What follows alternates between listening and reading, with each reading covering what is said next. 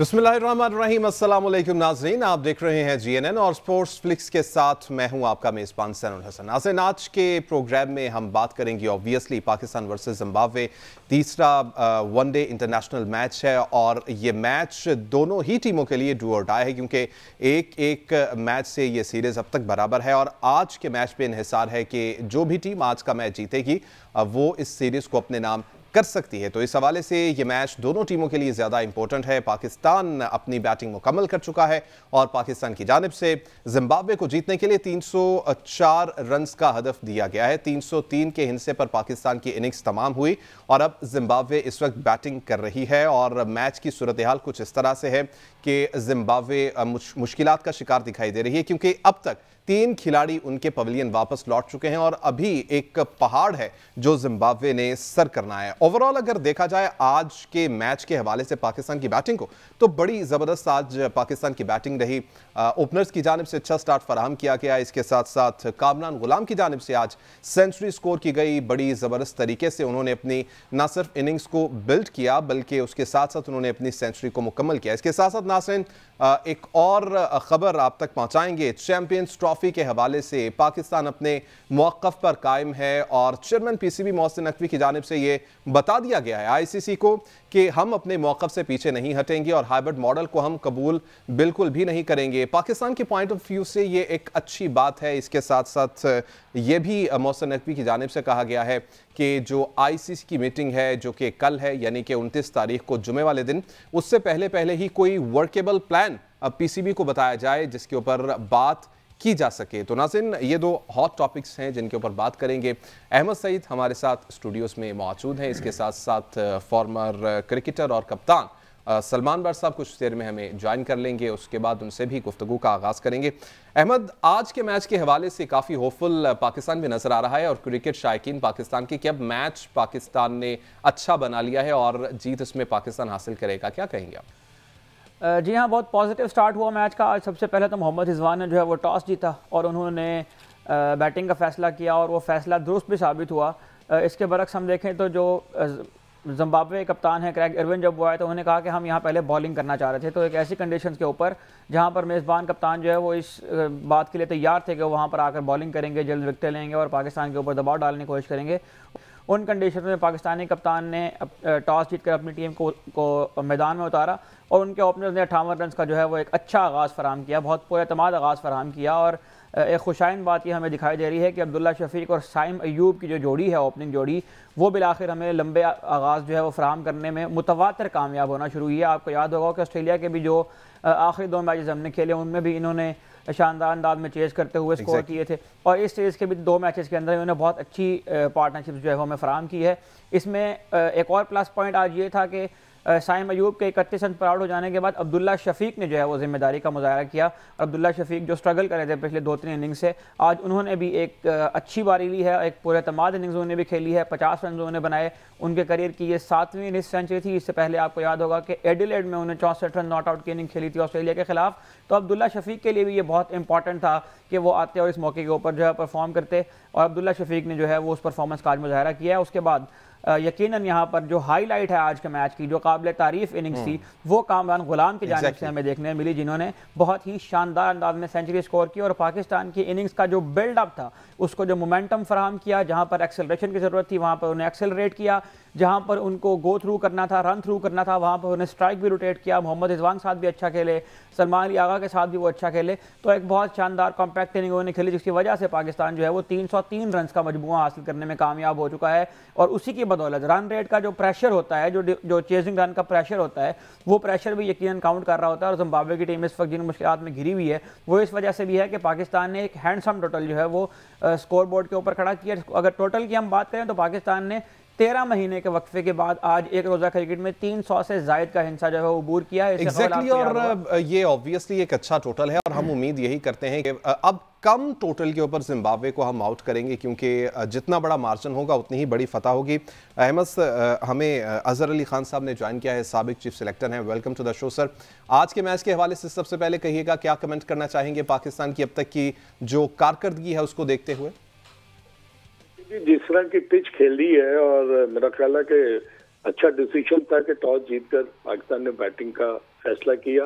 Pitch बहुत अच्छी थी, बल्ले पर गेंद बहुत अच्छी तरह आ रहा था और आप देखें कि कंसिस्टेंटली आपके पहले जो टॉप के 6 बैटर्स हैं उन सब ने रन्स किए। उसमें नुमाया जो परफॉर्मेंस थी वो कामरान गुलाम की थी, जिन्होंने वनडे क्रिकेट में अपनी पहली सेंचुरी की, ऑल्दो वो टेस्ट मैचेस में भी सेंचुरी कर चुके हैं अपनी डेब्यू पर।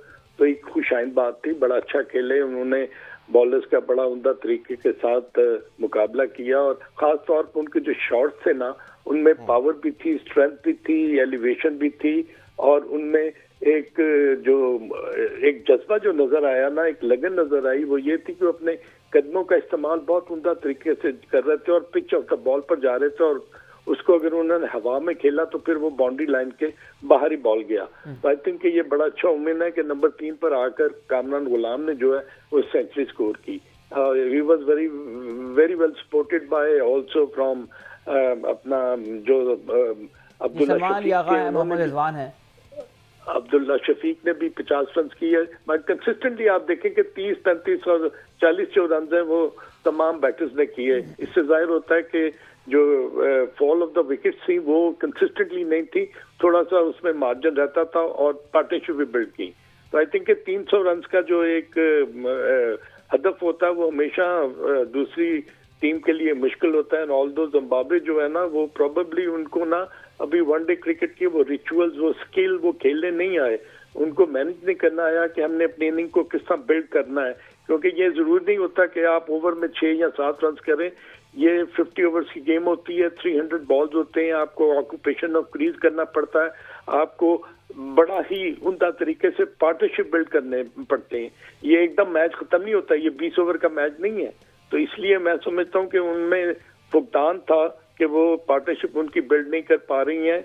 तो अब देखना ये कि शॉन विलियम्स और अर्वन जो अगर वो बैटिंग कर रहे हैं अभी तक, क्योंकि मैंने तो मैच नहीं दिखा अभी, तो अगर वो दोनों ऐसे खिलाड़ी हैं जो कि बहुत ही उनका परफॉर्म करते हैं और उनकी पार्टनरशिप जो है हमेशा वो जिम्बाब्वे के लिए बड़ी बेहतर एक शगुन होती है। तो अच्छा, देखना ये आपने यहाँ पर जिम्बाब्वे की क्रिकेट के जो है उनके शॉर्ट फॉल्स का तज़किरा किया है। मैं यहाँ पर इस मौके का फ़ायदा उठाते हुए अगर आपकी एक्सपर्टीज से कुछ फ़ायदा उठाऊं, पाकिस्तान और जिम्बाब्वे, आप जिम्बाब्वे को अगर एक एज ए क्रिकेटिंग नेशन देखें तो इनकी तारीख कोई बहुत यूँ कह लीजिए बहुत मुख्तसर नहीं है, काफ़ी अरसे से ये क्रिकेट खेल रहे हैं। आज पाकिस्तान और जिम्बाब्वे का जो है वो 56वां एक रोज़ा क्रिकेट का मैच है। ये 99 के वर्ल्ड कप में जिम्बाब्वे की टीम थी। आप भी बहुत गहरी नज़र भी रखे हुए हैं तारीख के ऊपर भी, क्रिकेट के सर्किट में आप रहे भी हैं। तो आप क्या समझते हैं कि जिम्बाब्वे की team as a cricketing nation अब तक क्यों ग्रो नहीं कर पाई, या वो कौन से शॉर्टफॉल है जिसकी वजह से आप ये समझते हैं कि इंटरनेशनल स्टैंडर्ड क्रिकेट से जो है ये पीछे रह गई? ये लीग क्रिकेट का असर है या शायद डोमेस्टिक सर्किट के अंदर कोई उनके प्रॉब्लम है? आई थिंक उनको ना, एक तो ऑब्वियसली उनका इंफ्रास्ट्रक्चर जो है वो बेसिकली उनके जो बहुत टॉप प्लेयर्स जो थे ना वो एकदम वो 7-8 प्लेयर्स जो है उनको छोड़ गए और 90s की जिस बात जो आपने की तो उन्होंने बड़ी उम्दा परफॉर्मेंसेस दी हुई हैं जिम्बाब्वे ने। उनके पास एंडी फ्लावर और ग्रांट फ्लावर और जिस तरह हीट स्ट्रीक वगैरह जैसे खिलाड़ी थे वो बहुत ही उम्दा थे, वो परफॉर्मर भी थे। मगर मैं समझता हूँ कि इंफ्रास्ट्रक्चर में अगर आपके पास फर्स्ट क्लास क्रिकेट खेलने का तजर्बा हो जाए ना आपके प्लेयर्स को, तो वो फिर इनिंग्स को बिल्ड करना उनको आ जाता है। उनको पता चल जाता है कि हमने जो खास तौर पर वो टाइम जबकि जरूरत होती है आपके बैटर्स को ना ऑक्यूपेशन ऑफ क्रीज करने की, तो ये बड़ी जरूरी है कि किस तरह वो इंटरनेशनल क्रिकेट में वो किस तरह ब्लॉसम होते हैं। अपार्ट फ्रॉम दिस के जिम्बाब्वे कभी एक आधा मैच अगर अच्छी टीम को जीत जाए तो कंसिस्टेंटली फिर आपको ना उस टीम के साथ आपको ये उम्मीद हो जाती है कि ये आगे जाके अच्छा परफॉर्म करेंगे। मगर वही टीम जो है वो बिल्कुल ऐसा लगती है कि जैसे ये बिल्कुल नॉविसेस हैं और इनको क्रिकेट के जो रिचुअल्स हैं उनका पता नहीं। तो आई थिंक जरूरत यही है कि फर्स्ट क्लास क्रिकेट जितनी उनकी तगड़ी होगी ना उतने उनके खिलाड़ी जो है ब्लॉसम करेंगे। ठीक है, अच्छा ये कहिएगा अजहर साहब, आपने जिम्बाब्वे के हवाले से तो बात की, हम अक्सर बात करते हैं कंसिस्टेंसी के हवाले से। आज अच्छी बात है कि कंसिस्टेंसी अब आ रही है। हम जिस तरह से देखते हैं अमूमी तौर पर फॉल ऑफ विकेट होता है, पाकिस्तान का एक खिलाड़ी आउट हुआ, साथ ही हम देखते हैं कि दूसरे खिलाड़ी भी जल्दी अपनी इनिंग्स डेवलप नहीं कर पाते और जल्दी आउट हो जाते हैं। ये कहिएगा कि आप आज के मैच को, आज के इनिंग्स को मद्देनजर रखते हुए आप समझते हैं कहीं कोई लैक रहा है आज भी कि ये कमी थी, इसको भी अगर बेहतर कर लिया जाता तो अच्छा होता? देखिए ये ना डिपेंड करता है कि आपके जो बैटर्स है ना और आपके जो टॉप बैटर्स हैं उनको कितना एक्सपीरियंस है, वो ऑपोजिशन की बॉलिंग को किस तरह वो फेस करते हैं और वो रोटेशन ऑफ स्ट्राइक किस तरह करते हैं, उनकी पार्टनरशिप किस तरह बिल्ड करती है, ये बड़ा जरूरी होता है। और वनडे क्रिकेट जो है ये 50 ओवर्स की होती है, इसमें आप ज्यादा you do not play for the corridors, आपको ना इनिंग को बिल्ड करना पड़ता है। इनिंग को बिल्ड करने के लिए आपको टेक्निकल नो-हाउ भी होना चाहिए और स्किल भी होना चाहिए, टेम्परामेंट भी होना चाहिए और आप में डेडिकेशन भी होनी चाहिए। आपको सिंगल्स और डबल्स करने का भी आपको तजर्बा होना चाहिए। हाँ, जहां पर बाउंड्री मिले वो आप मार सकते हैं, क्योंकि ऑब्वियसली सर्कल में फील्डर होते हैं तो आपको गैप्स नजर आते हैं।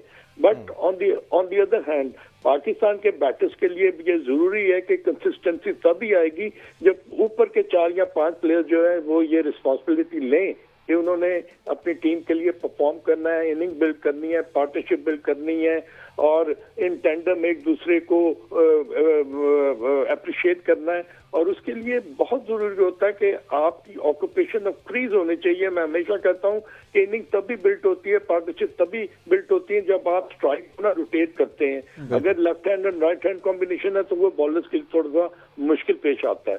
तो आई थिंक जिम्बाब्वे की जो बॉलिंग है वो तो बड़ी एक मुझे ऑर्डिनरी बॉलिंग लगी है। अपार्ट फ्रॉम पहले मैच में वो जो 7 पर 6 आउट हो गए, उसके बाद हमने देखा कि they couldn't handle the gravity of Pakistan batters. और तो इसलिए ही मैं समझता हूं कि अगर आपने कहीं पर 2-3 विकेटें अगर जल्दी ले ली हैं तो फिर आपके बॉलर्स का भी वही काम है जो बैटर्स का होता है कि वो पार्टनरशिप में बॉलिंग अच्छी करें।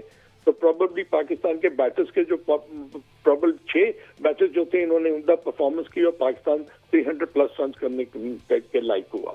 बिल्कुल ठीक, बहुत शुक्रिया अजहर अली खान साहब हमारे साथ मौजूद थे। अहमद, बड़ा पॉजिटिव और अच्छा आज का रिस्पांस रहा है पाकिस्तान के बैटर्स की जानिब से, नो डाउट जितने भी खिलाड़ी हैं उन्होंने अच्छा परफॉर्म किया है।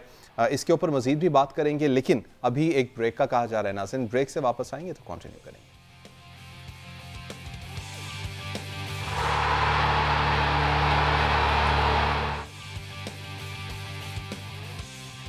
वेलकम बैक नाज़रीन, बात कर रहे हैं आज के पाकिस्तान वर्सेस जिम्बाब्वे मैच के हवाले से और सलमान भट्ट साहब ने हमें ज्वाइन कर लिया है। Welcome to the show sir. आज के मैच के हवाले से कहिएगा, अच्छी इनिंग्स खेली ओवरऑल पाकिस्तानी बैटर्स की जानिब से, और अच्छी बात यह भी हुई कि हम 50 ओवर्स खेलने में कामयाब हुए।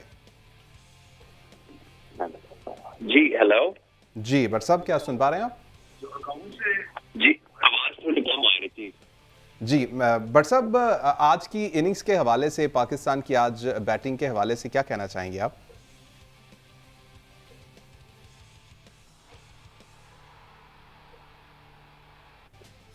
हेलो भट्ट साहब, क्या आप सुन पा रहे हैं? क्या आपको आवाज आ रही है प्रॉपर? आप सुन पा रहा हूँ। जी जी भट्ट साहब, आज की पाकिस्तान की जो बैटिंग रही उसके हवाले से क्या कमेंट करना चाहेंगे आप? देखिए, पाकिस्तान की एक कंस्ट्रक्टिव इनिंग थी। उसमें अच्छी चीज थी कि तमाम प्लेयर्स ने, टॉप 6 ने जो है कंट्रीब्यूशन किया। कामरान गुलाम की बड़ी अच्छी नॉक थी, अब्दुल्ला शफीक की अगेन 50 रन थे और डेफिनेटली उसके कॉन्फिडेंस के लिए भी अच्छा है। ओपनिंग का स्टार्ट भी अच्छा था, आगे आने वाले प्लेयर्स ने भी अच्छा खेला और उसके बाद तैयब ताहिर ने भी अच्छा फिनिश किया, 29 रन किए उन्होंने 16 बॉलों में। तो ओवरऑल इनकरेजिंग साइन है कि टॉप 6 जो है उन्होंने 50 ओवर खेले। ठीक है। अच्छा सलमान भट्ट साहब, रिजवान के किरदार को किस तरह से देखते हैं? कुछ हल्के ऐसे हैं कि जो ये कहते हैं कि नए खिलाड़ी तो परफॉर्म कर रहे हैं लेकिन रिजवान को भी ज़्यादा कंट्रीब्यूट करना चाहिए था। उनकी आज 37 रन पर इनिंग्स तमाम हुई, अगर रिजवान लंबी इनिंग्स खेलते तो वो ज़्यादा बेहतर होता। देखिए, बात यह है कि क्या ये बेहतर नहीं है कि तैयब ताहिर अंदर आए और उन्होंने 29 रन की इनिंग खेली और पाकिस्तान की जो बेंच स्ट्रेंथ है उसमें इसी तरह प्लेयर्स के कॉन्फिडेंस में इजाफा होगा। अगर सारा कुछ रिजवान ने करना है या इनके बाबर ने करना है तो ये बाकी लड़के कब ग्रो करेंगे? और ये जो बाकी हल्के हैं, मुझे इनकी समझ नहीं आती है क्या चाहते हैं। पाकिस्तान वनडे में 500 550 रन कर दे, अगर सारे ही रन करने लग जाएंगे तो फिर तो 500 स्कोर हो जाएगा वनडे में। तो ये ऐसे ही इनिंग चलती है, कभी 2 लड़के स्कोर करते हैं, कभी 3 करते हैं, कभी 1 करता है, कभी छोटी छोटी कंट्रीब्यूशन होती है, एक मेजर होती है। This is the way it works. अच्छा भट्ट साहब, ये शायद वो हल्के हैं जो मैंने आज एक और स्टैट जो है वो मार्केट में फेंका है कि मोहम्मद रिजवान का जो स्ट्राइक रेट था वो कप्तान बनने से पहले 89 का था और कप्तान बनने के बाद जो है वो 65 का स्ट्राइक रेट हो गया। तो इस किस्म के हल्के जो है वो इस तरह की बातें कर रहे हैं। तो पाकिस्तान ने 300 रन कर भी लिया तो भी उन्होंने इसमें गलती निकालनी है। तो अगेन जिसने गलती निकालनी है वो तो कोई ना कोई जी जी जी कहिए अहमद, ये जो हल्के हैं ये असल में बहुत हल्के हैं। सही, ट्रू। अच्छा बट साहब, मौसम के हवाले से हम ये खबर सुन रहे थे कि मैच को आज मुतासिर कर सकती है बारिश। अभी 3 खिलाड़ी आउट हैं और 100 के लगभग रन्स है जिम्बाब्वे का। तो इस सारी सूरत हाल में पाकिस्तान की पोजीशन कैसे देखते हैं आप, अगर मैच को बारिश मुतासिर करती है आज? देखिए 4 आउट हैं 100 रन पे, तो डेफिनेटली पाकिस्तान डकवर्थ लुइस पे आगे है और 20 ओवर्स हो चुके हैं। अगर इस पोजीशन पे मैच रुकता है या मजीद विकेटें गिरती हैं तो पाकिस्तान इस मैच को जीतेगा। ठीक है। अच्छा बट साहब, कामरान गुलाम की जानिब से आज सेंचुरी बनाई गई है, पहली सेंचुरी, उनको मुबारकबाद भी इस सारी उनकी आज की कारकर्दगी पर। क्या कहना चाहेंगे उनकी इनिंग्स के हवाले से? देखिए बहुत अच्छी इनिंग थी, उन्होंने पूरी मतलब कह लें कि एक इनिंग्स को स्टेबलाइज भी किया और अच्छे स्ट्राइक रेट पे खेले हैं। और जाहिर है अभी अर्ली डेज है इन हिज करियर, ऑल्दो के डोमेस्टिक में वो बहुत एक्सपीरियंस है, तो बहुत अच्छा साइन है। सेंचुरियां लड़के जब करते हैं तो ये ग्रो करते हैं बैटर्स, इनकी ग्रोथ जो है वो 100 से बहुत ज्यादा लिंक्ड होती है, तो ये बहुत अच्छा साइन है। अच्छा भाई साहब, ये जो प्लेयर ने आज, आप अक्सर एक बात करते थे, हम वर्ल्ड कप ट्रांसमिशन भी करते रहे, उसके बाद भी पाकिस्तान जो एक रोज़ा क्रिकेट में स्ट्रगल कर रहा था, टॉप 6 ने आज जो है वो रिस्पॉन्सिबिलिटी ली है और ज़्यादा चंक्स ऑफ बॉल जो है वो टॉप 6 ने खेले हैं। एक तो ये बताइएगा कि क्या चैंपियंस ट्रॉफी से कबल और साउथ अफ्रीका की सीरीज से कबल ये कोई आपको बनती हुई नजर आ रही है? पाकिस्तान के मिडल ऑर्डर आए, ऐसे बाबर आजम भी वापस आएंगे, तो बाबर आजम, कामरान गुलाम, मोहम्मद रिजवान, सलमान अली आगा, क्या ये एक स्टेबल मिडल ऑर्डर बन पाएगा पाकिस्तान के लिए उस बड़े टूर्नामेंट से कबल?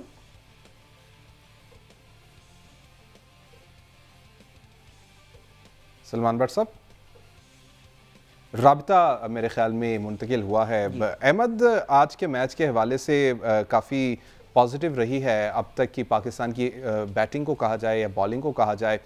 और मैं असल में इस पॉइंट के ऊपर ओपिनियन लेना चाहता था। ये टाइम हमारे लिए इसलिए भी इंपॉर्टेंट है कि हमने जो है वो टीम बनानी है। आकिब जावेद ने इस टूर्नामेंट से पहले ये कहा था कि हमारे लिए चैंपियंस ट्रॉफी की जो कि हम तैयारी कर रहे हैं, जब हम T20 सीरीज हारे ऑस्ट्रेलिया से, तो उन्होंने कहा कि हम जो चैंपियंस ट्रॉफी की तैयारी करें तो हमारे लिए एक रोज़ा क्रिकेट जो है वो बहुत ज़्यादा इंपॉर्टेंट है। हम उसकी तरफ जो है वो ज़्यादा अपनी जो सलाहियतें हैं और अपना जो फोकस है वो सारा उसके ऊपर लगाए हुए हैं।